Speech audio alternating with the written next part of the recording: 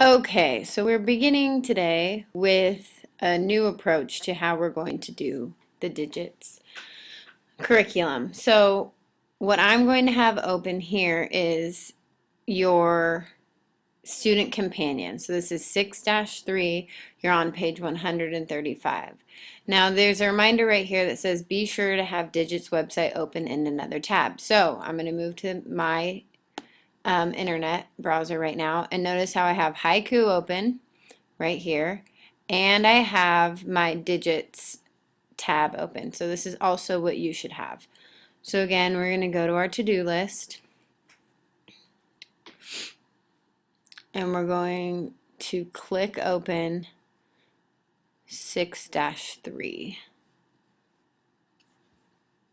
Now eventually I won't have to do this on the video for you. If you go to your to-do list, there's a little button down here that says show more. So you're going to click show more. And 6-3 is here, so again we want to click start.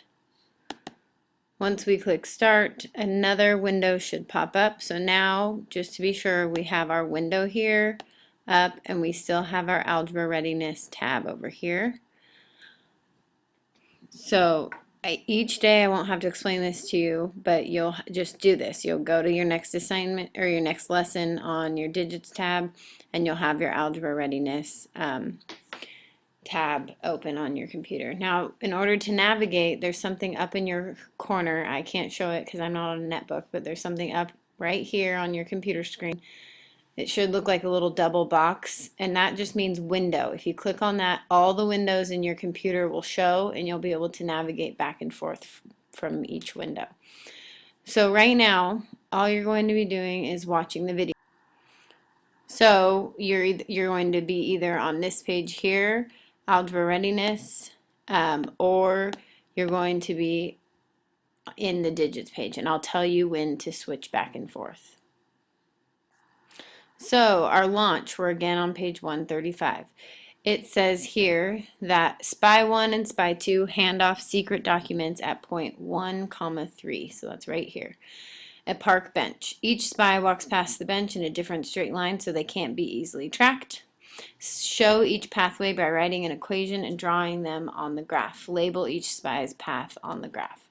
So I'm going to do SPY 1 in red, SPY 1, and I'm going to do SPY 2 in blue.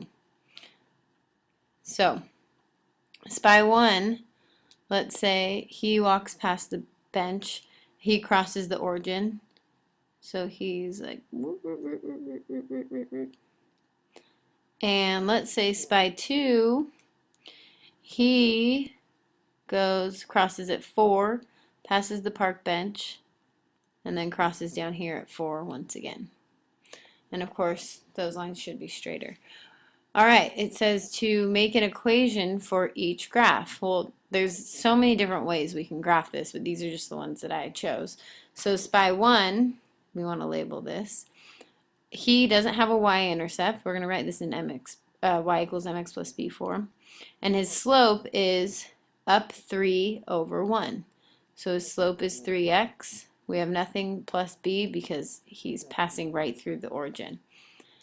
SPY number 2, again, we're going to write it in y equals mx plus b form. SPY number 2, his slope is negative. We're going in the negative direction, and it's 1 over 1, 1 over 1. If we start down here, 1 over 1, 1 over 1. So his slope is negative x. Remember, negative x implies that there's a little 1 right here. And his y-intercept is positive 4. So we're going to say plus 4. So SPY 1 is y equals 3x, going in the positive direction. He passes the park bench. SPY 2 is y equals negative x plus 4. He passes the park bench going that pathway.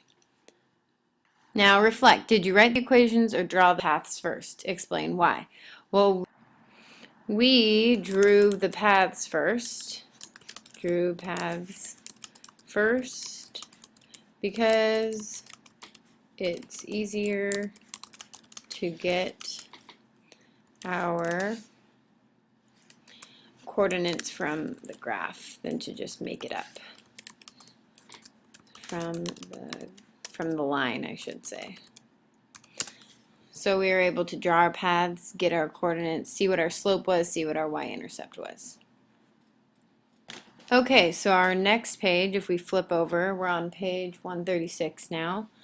Page 136, and it says, what is the solution to the system represented by the graph? And we've done this a ton of times. We look at this graph and we see, okay, where do these graphs cross? What coordinate is that? Well, that coordinate is -2 for x, and they go down 1, so -1 for y. Okay, so now I don't know why they gave you that whole entire page to do that one little problem. So I want you to add this to underneath this. We're going to talk about how to solve for y. And remember, we're graphing, and we heart y equals mx plus b.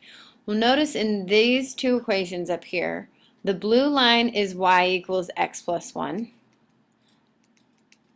and the red line is x plus y equals -3. And we've seen these before in some examples, but we have never graphed them. So the question is, how would you graph this line right here? Is this in y equals mx plus b form? No, it's not, and we want it to be because we love y equals mx plus b. So how would we put this red line into y equals mx plus b form? Well, it's easy. It's like solving for y. We want to get y alone on this left side. So what we do is we subtract x from both sides. Now, this x cancels out. We get y left over here. And on this side, what we have left is -x and -3. So now our equation is y equals -x minus 3. And if we did it right, then this red line right here should represent that graph, and it does. Look, the y-intercept is -3, and the slope is -1. It goes up in a negative direction. So now we're going to look at some more examples. So let's call that example 1. So example 2 down here, we have 6x plus y equals -5, and 5x plus 4y equals -20. Neither of which are in y equals mx plus b, but we are going to change them because we love y equals mx plus b. So, our first one here, we have our y already by itself, so all we have to do is subtract this 6x from both sides.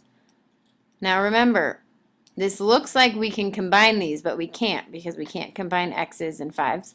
So this cancels, and we get y equals -6x, because we're subtracting it, minus 5. And now it's in y equals mx plus b. Our b is -5, so that means our y-intercept is -5, and our -6 is our slope. Let's try this one. A little bit more difficult. So again, first thing we want to do is subtract 5's from both sides. This cancels. We get 4y equals -5x minus 20. Now, this y is not all by itself, so we have to divide 4 on this side. When we divide 4 on this side, that means we'd have to divide each of these terms by 4. So we have to divide that by 4 and that by 4. So this becomes that big giant 1, so we get y equals, this becomes -5 over 4 x, which just means a slope of 5 over 4. Remember, rise 5 to the left 4. And this becomes -20 divided by a positive 4 is going to give us a -5. So our two equations in y equals mx plus b form are these two right here. We just changed them. Let's do one more. Okay, example 3. Why don't you guys try this? So pause me here. If you need help, please use example number 2, but we're trying to get both of these equations in y mx plus b. So pause here. Okay, so your answer should have been y equals -2x plus 13 and y equals -2x plus 5. Hopefully you got those right. Here's the steps in case you didn't. Okay, so for the next got it, we're on page 137, and we're at the top. Even though it doesn't look exactly like this, if you notice it says estimate the solution of the system by graphing the equations. Now this isn't on your page, but it is on your digits page.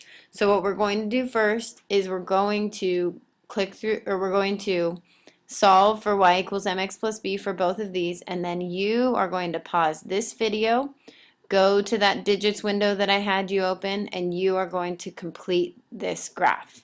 So this graph here, this linear equation here is already in y equals mx plus b. This one here is not. So what do we need to do? We need to solve it. First, we minus x from both sides, just how we did in the last one. And we get, these cancel out, we get negative 3y equals negative x plus 1.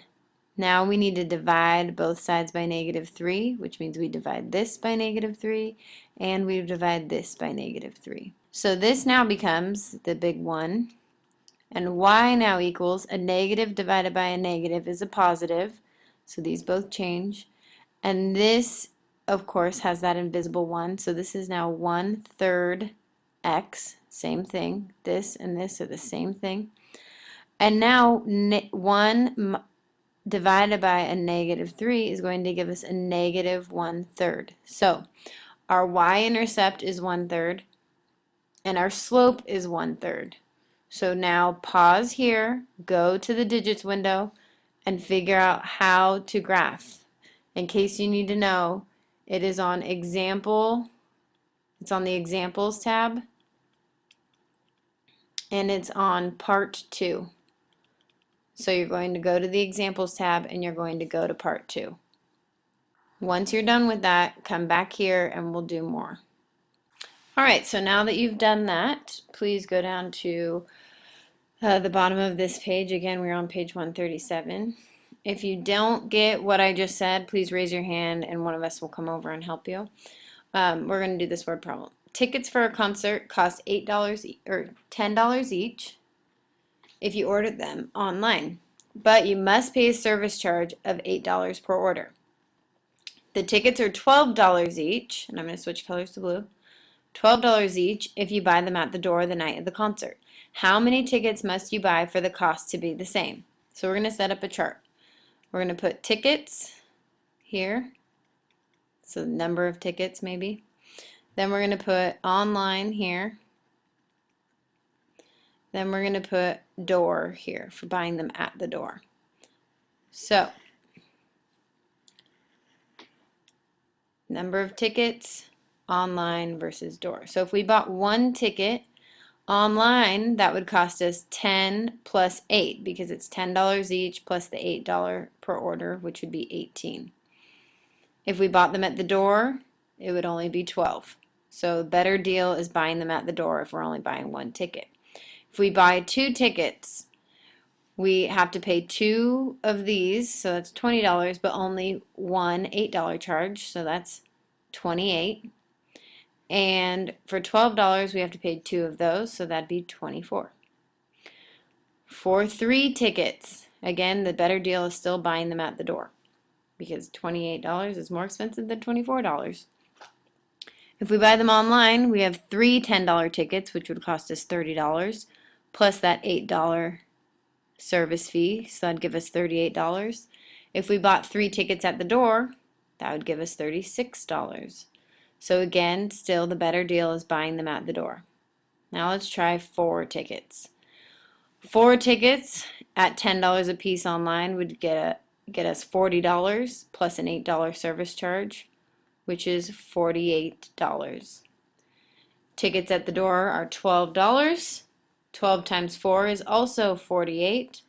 So once you buy 4 tickets, the cost will be the same.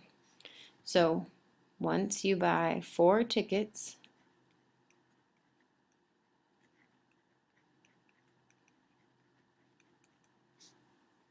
cost will be the same. Will be the same. So now we're going to go on to the close and check. And we're going to focus on the focus question. How can a graph help you find the solution to a system of linear equations? Well, remember, that's just where 2 lines cross. So if we graph them, we're figuring out where they intersect. It can help us because we're finding out where the graphs, finding out where the graphs, and we'll use the mathematical word intersect. Intersect. And in parentheses, we'll put cross, so we don't forget.